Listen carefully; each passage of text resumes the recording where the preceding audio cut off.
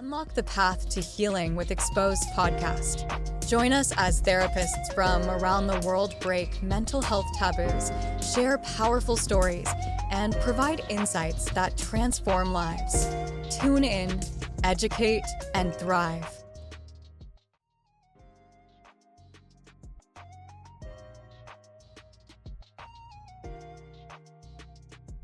Welcome everyone to Exposé podcast.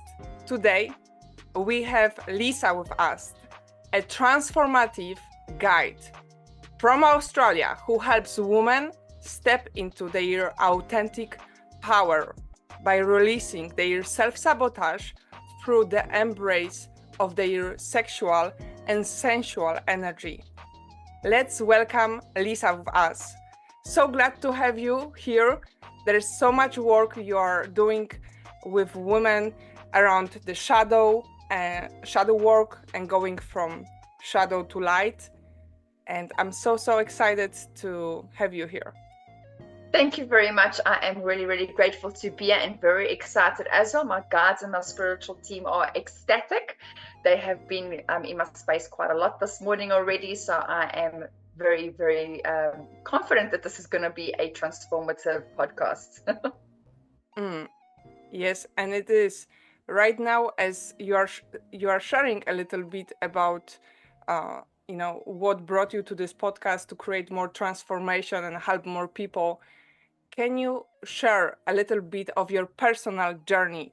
What inspired you, Lisa, to guide women toward their authentic self, toward their sexuality, toward their sensuality, and actually embracing all of them? Absolutely, I certainly can. So I, as you can hear from the accent, I'm actually from South Africa, grew up and born there. My parents, however, are both Italian. My dad has passed already, so he's in spirit. And my mother now lives in Italy. I'm a mother of two children, a 19-year-old and a 2.5-year-old. And I have been in Australia now for 4 years. Yes, there's 17 years difference between the two of them. I was like, I wanted more children, what have you, but okay. I didn't exactly expect 17 years difference between the two of them, but there's a reason for everything. So yeah, They both get all of me. And so what got me onto this path was everything that I've experienced. So starting with as a 3-year-old, I was molested. And I had lots of different encounters growing up and through my teenage and childhood and young adult life with different girls and boys and different experiences. This led me because of the energy and the programming that was what's the word? I don't want to use the word implanted, but that was imprinted. That's the word that I'm looking for. Imprinted on me from the age of 3. That obviously then creates a loop in your life for you to start attracting, manifesting that energy in bigger and bigger ways. So that's obviously the cause and repercussion of that, which created relationships that were unhealthy, struggling to communicate, struggling to express my authentic self. Really creating deeper connections was really hard and difficult. Through this, I went through a divorce when my daughter was 2 years old, and I was introduced to the swinging lifestyle in that first marriage, and I actually later on became a part owner of an adult club.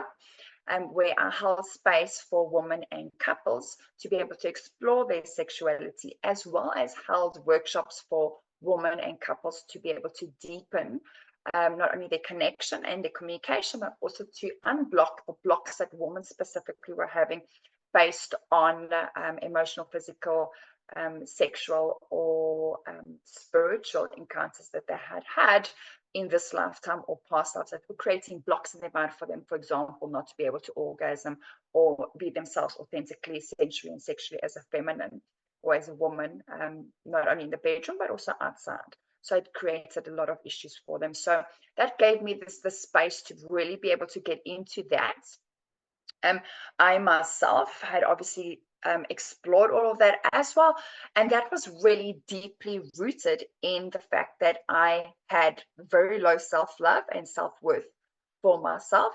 And so I was subtracting that because I was so afraid of being rejected and not accepted, that this is the kind of life and the kind of relationships that I was attracting in order to feel loved and wanted, which, as we know, that is not the root. However, so many women do look for love and affection and connection in sex in some shape or form, in some way. And are very often finding themselves in relationships and possibly even in situations where they don't really want to be doing what they're doing, but they do because they don't want to be alone or they don't want to be rejected. So you get the gist of it. So that has really brought me to where I am today. I've also had a loss of a child when baby was only 8 weeks in my tummy.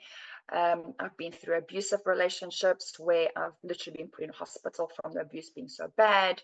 I've been through breakups. I've been through cheating. I've been through death. I've had many ego deaths and having to work through the shadow myself. I started my journey 25 years or so ago, 2 decades ago, when I was 21. And over a decade ago, I started my spiritual journey and started getting the tools to help myself connect with my guides in order to start this healing journey, because I knew I did not go through all of that, including assault and rape and what have you as well.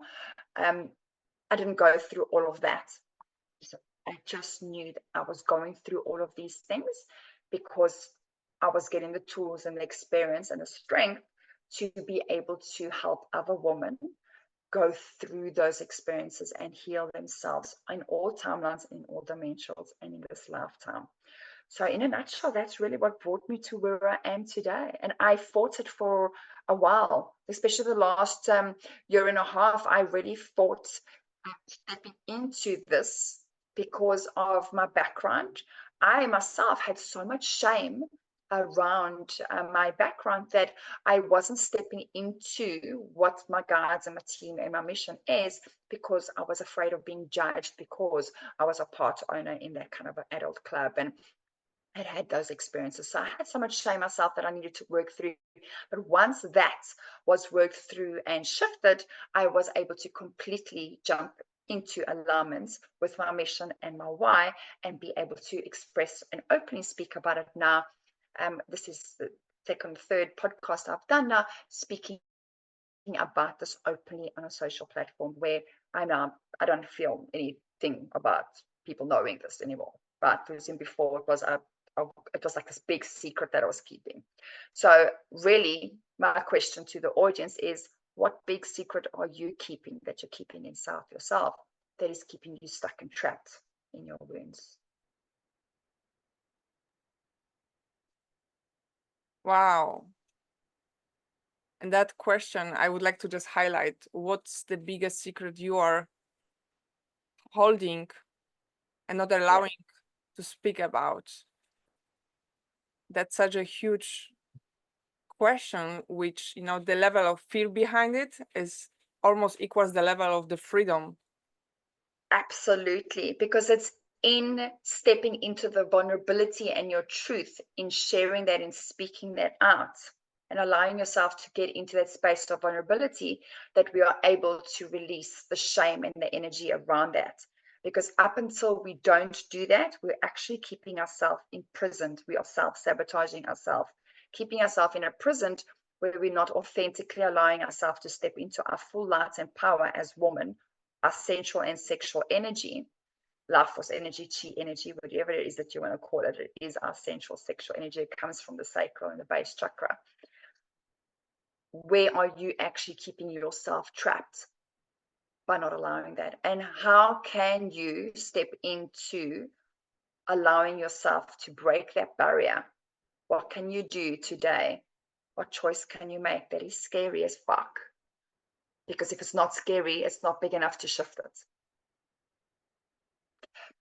To actually make that decision. Now, it doesn't mean having to go into a podcast on love or on love social and having to explain it or say that to anyone or what have you, but maybe actually have a conversation with your coach or with someone that you can speak to that you know isn't going to judge you, and that you're in a safe space where you can completely vulnerably open up about your secrets and let that go. When you're in that vulnerability, the shame, the guilt, and all the energy around that has to start loosening up and detangling, because that's what keeps you tangled up energetically where you currently are in that loop. Mm. Lisa, you have been so vulnerable Yes. and open to talk about, the previous chapter in your life. I feel like you had so many chapters, but one of those chapters where you were working in adult industry. And I'm so curious, what made you to leave that? So when I first stepped into that, so I was always a dancer. My passion as a child, I was 3 years old and I was at Sun City with my parents watching an extravaganza. And my parents said to me at 3 years old, I pointed at the stage and said, one day I'm going to be a dancer on that stage. And at the age 21, that manifestation became true. That manifestation became a reality, where I was actually at Sun City as an extravaganza dancer and on that stage. However, with that, there's the connotation of being a dancer means you're also a stripper, especially in South Africa. I'm not sure necessarily about other places in the world, but that connotation was there. And although I hadn't been exposed to what the adult world had at the age of 21, I was open about my sensuality and my sexuality at that age, but I didn't know about strip clubs or swingers clubs or any of that kind of stuff at that age. My ex-husband, though, was curious and went and looked into it. And we were in a situation where we needed an income. And I decided, together with him, that that would be a route for me to follow. And with fear, but still stepping through that courage, I went and I started dancing. And that actually was the start of me being a stripper then for 5 years, that then led later on into the swinging. And that also came along with drugs and alcohol abuse and what have you. And again, a lot of low self-esteem, low self-love and self-worth that came along with that and kept me stuck in there. So that was the stepping stone of really what got me into doing that. There was never this, it's a good or bad thing at the age of 21, because I didn't know anything about it. And so I trusted my husband and I trusted the guidance and I stepped into that. And although I look back today, I also see that in doing that, that actually allowed me to step further into my sexuality and my sexual power, because it made me realize the power that a woman has as well. It's definitely highlighted the shadow part of it, the dark feminine, more than the light feminine. However, it definitely did teach me about that quite intensely and quite deeply on many, many levels.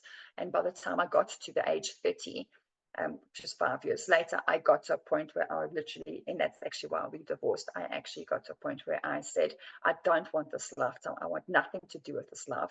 I have a 2-year-old. We either need to change our life or I'm throwing in the towel. And I made it, I tried for a year, and he didn't really want to change his lifestyle or the way things were. So I asked for a divorce, and that's when that then ended. And I went through another relationship, was the abusive relationship then for 7 years, in a completely monogamous relationship, but where he was then cheating on me, and then I lost the baby, and then he became abusive. That then it actually then led me into then becoming in a relationship that was an open relationship with then the partner that I actually was part owner with the adult club, with the swingers club. So it was clearly destiny for me to be able to go through all of that and all those experiences to lead me to where I am today. So yeah, does that answer the question? And that's really yes, that's really exactly what you shared with me 2 weeks ago or 3 weeks ago when we talked first time. That can you say again what you said, that all those traumatic events have on the other side the lesson, the gift, you call it the gift with Yes, so absolutely. So when we do journeys and we actually go into a coaching container or courses or what have you, the purpose of that is for us to not only learn the lesson, but the gift too. So in the shadow, there's the pain part of it. And there's we are forever highlighting the aspect of the wound of that. And that if we don't heal those wounds, that then we generationally are passing that down to our children and the grandchildren, future generations. And then when we are doing healing for ourselves, we are actually healing ourselves in all timelines and dimensions, especially if the intention is set, along with generationally passed down as well, not just our past lives. And then future, for them to be able to do less work, because they don't have to then, they don't generationally get it, they don't inherit that wound from you through the genes or DNA energetically, because that actually happens. So they don't inherit that if you've actually dealt with it. That's the one aspect, and that's the aspect that's really highlighted a lot out there. The part that's not highlighted is that with every wound that is healed, there's also a gift that is reawakened, a seed in us. So whatever clairvoyance gifts that may be, or the codes that you as an individual have, your programming as your soul that you're brought here for your mission and your purpose, that gift gets reawakened. Those gifts get reawakened. And there's layers to that. The more healing you do, the more that gift, not only the lessons, because that's again part of what we really look at is the gift and the healing, the growth and the healing, but the gifts is the part that is not highlighted. We are not just learning and growing. We are actually taking the layers off to get to the gifts that we are given at birth as well. So that's really important too, that I don't feel that people are really actually focusing on the importance of that too, because those gifts enable you to be able to achieve your mission and your purpose of why you're here, especially if you're a star seed.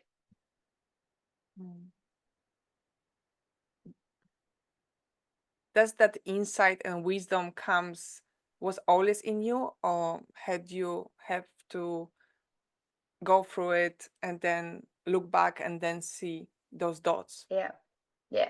So when I look back, I can definitely say that as a child, I remember being 7, 8 years old, 8, 9 years old, maybe more, 8, 9 years old. And I remember playing in my bedroom, and I would always play this game that I am a princess from a faraway star galaxy, another planet that was hidden here to keep safe. And that is a very common story for people who are star seeds, because we are, and many of us have lived other lifetimes, not just in this realm and dimension, but in others and other planets and other galaxies. And some of us will remember that, and some of them won't. And it's up to you to make the choice of whether you want to fulfill the mission of why you came here and your purpose, because we all have one. We're not here for just by accident. We are here on purpose. We've all chosen to be here. It's a case of remembering why you chose to be here. And then the remembrance of where you came from, the lifetimes, the lessons, the gifts all start coming online. And it is a journey. It's not a 3 month or 6 month or a year and that's it. It's a journey of you doing this process so that you can take off the layers to completely get to the essence of who you are as a soul, and have that connection with your higher self as well as your spiritual team, which I also want to highlight for people that are more, I want to use the word religious, although I don't like to use the word religious, because I do believe religion is man-made. But people who are spiritual from the Christ consciousness point of view, that this doesn't exclude that at all, because Christ is a higher consciousness. And Jesus and Mary Magdalene are actually 2 of my guides that are in my space, and they are part of my spiritual team that I work with, and they work with many. So we don't have guides that only work with us. Our guides are working with lots of other people in lots of different times and dimensions at all times. So yeah, that's just really important as well to remember.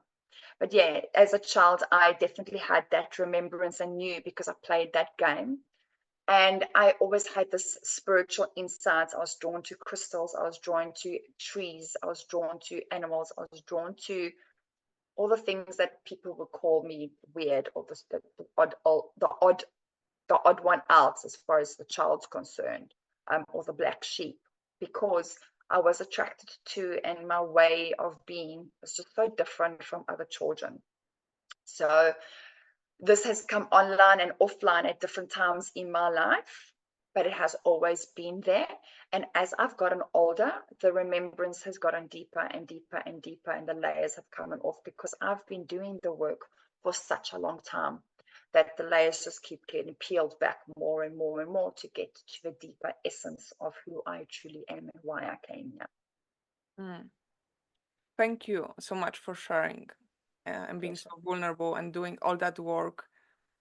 And many of our audience are actually women who have suffered sexual abuse, rape, including myself. And so I'm speaking for many of us who, yeah, what would you say as an expert to someone who is healing from sexual trauma? What are some steps, or they always say, what are the steps? As if there were steps.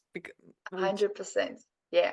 So the very, very first thing that I can share, that when I had a remembrance of a rape, and I actually had this remembrance through doing an ayahuasca, the very first thing that I experienced was the trauma of thinking, I'm a rape victim. I want the shame, the I'm dirty, and all the meanings and labels that go along with that, that society has attached to you being a rape victim, or that's happened to you.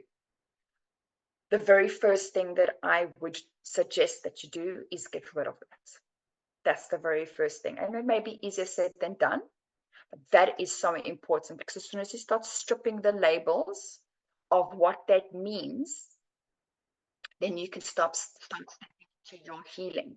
Because if you're not giving yourself it means X, Y, and Z about you, which is what society has said, you take that away, give it another meaning. For example, for myself, the meaning I gave it was for me to experience it and realize in my situation, again, it wasn't violent situations, but I definitely was under influence, and it definitely wasn't something that I consented to.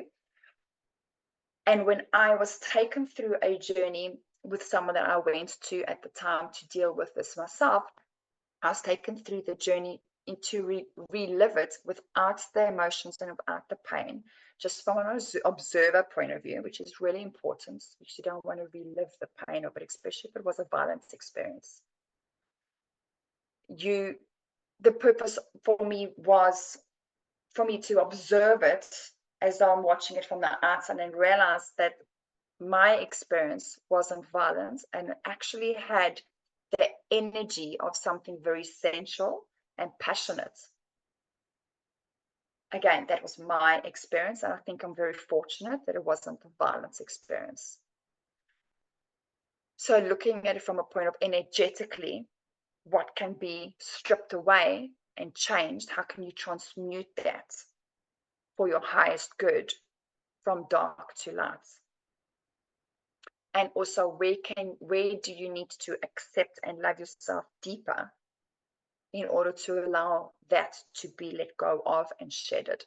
Because when we, again, are stuck on the meanings and the labels and holding on to the energy and the pain of it, then we're going to stay stuck in the past. We do need to feel in order to let go, because that's part of doing the shadow work. And this is a part that most people step backward, and that's why they don't actually do the work, because they don't want to feel. They don't want to feel the pain, and they want to disassociate very often with their physical body, especially in a traumatic experience. However, until you allow yourself in a safe space to be able to feel that, you aren't going to find your power, because your power is found in the pain, in the feeling. That is how we transmute it. So something very powerful that I actually shared on my socials this last week was that you are your worth is how you treat yourself, never on how others treat you. So how others treat you, whatever the scenario is, doesn't say anything about you but them. And how you treat yourself after the fact is actually what is required for you to deepen your self-love and self-worth. And heal, start that process. The self-love, self-acceptance, self-worth is the foundation of it to start the process. Thank you so much for sharing. Is No there problem. any exercise would you like to do, or with the audience, or share some some meditation? If you don't have any, So, that's okay. I just oh, that's fine. It probably would take at least a good half an hour to be able to do something of that kind. However, I do have a workshop that's coming up, not this Saturday, but following Saturday. It's a small investment of 55 Australian dollars for the workshop. It will also take about an hour or so for the workshop. And I'm actually going to be taking women through a process to release something. So there's layers. So what will happen is that you will get the opportunity to choose something that you want to release, whether it's pain, whether it's shame, whether it's fear, which is anger, whatever it is. It can be a number of different things. It can be a memory. There's a number of things that it can be. Because very often women that have had this type of experience also with them have been in the medicine of called and labeled witch or witchcraft timeline or dimension, and therefore they would have been burnt at the stake or drowned or hanged or cut at the throat or whatever the case may be. In one of my past lifetimes, I was a sex slave, and they were making me have babies and then taking my babies away from me. Actually, as an Aboriginal woman, funny enough. And I actually discovered that 7 years ago before I even had any thoughts of coming to Australia. So what would happen in this process is I'll take you through the journey to be able to go and clear that in all timelines and dimensions on that specific thing that you will choose, and we'll do that as a group container. So you wouldn't have to share anything with anybody that you don't want to. You can get as vulnerable with yourself at home on Zoom as you need to be able to go through what you need to. And I will be taking you through this process. And that was inspired and downloaded by my spiritual team and Mary Magdalene to do this workshop. So that's 11 o'clock Australian Eastern Standard Time on the 13th of July. thank you for creating that workshop, and I will make sure to add it. So we have the link. And yeah, wow, the time goes so fast. We are almost at the Right. and but that's cool. We can always invite you for another episode if you have time for it. Absolutely. I would like Absolutely. to ask you the last questions about Yes. self-sabotage. If could you share any signs, like how can you know you're sabotaging yourself, especially women? Okay. So some of the things that you know that you are self-sabotaging is, for example, you've got that small, still voice. It's called your intuition, where you get these little nudges that's telling you to do this thing or go there or speak to this person. You can even get it something as simple as not to put your cup somewhere because it's going to fall and you don't listen. That little voice, that's your intuition. That's part of your psychic abilities. That little voice that is telling you whatever it is, you're ignoring.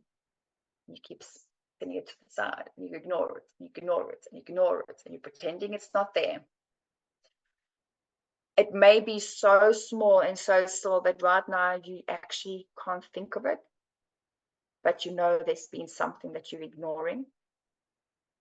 I did for months, and that was 6 years ago, before I had the big breakup after the adult club. And I kept ignoring it.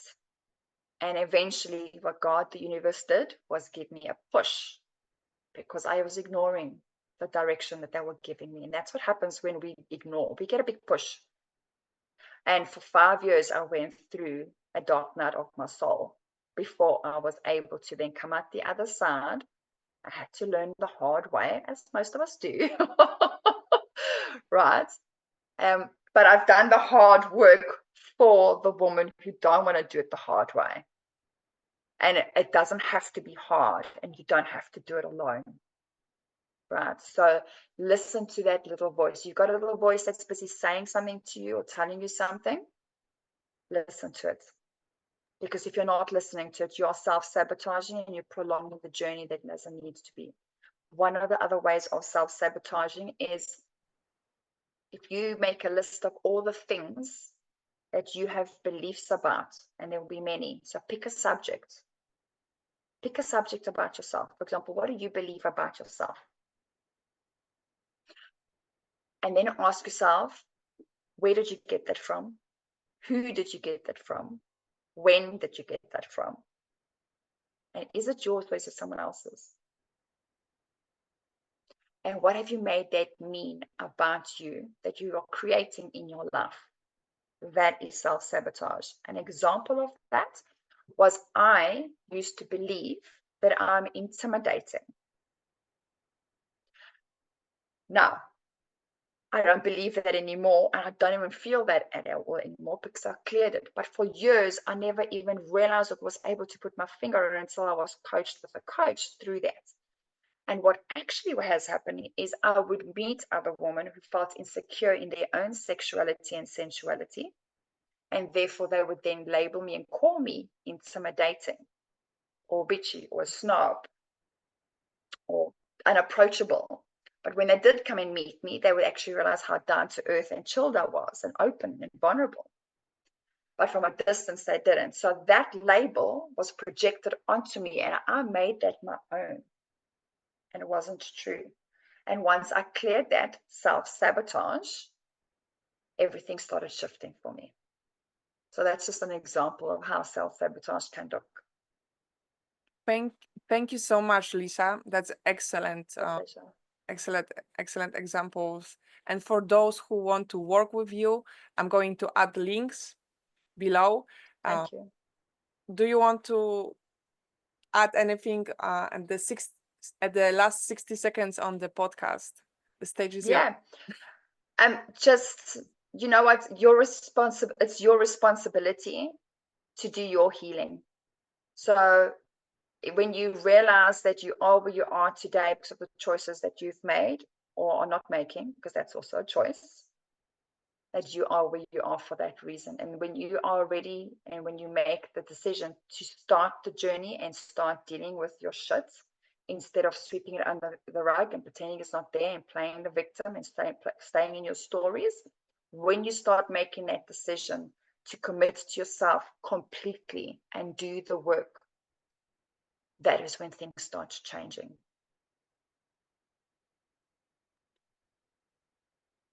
That leaves me without words, speechless. Thank you so much, Lisa, again for being on the podcast. And for those who just saw Lisa for the first time, please make sure to follow on social media and join her workshop so you can experience the true release of any type of trauma from your body, have a better quality of life, because we all deserve it. We all do. Absolutely. Thank you, Lisa, and goodbye. It's an absolute pleasure. Thank you very much. Bye-bye. Bye. I hope you enjoyed this interview, and please subscribe my YouTube channel. For you, it's a one click. For me, it means the possibility to continue creating impact in the world with those videos. Thank you, and see you soon.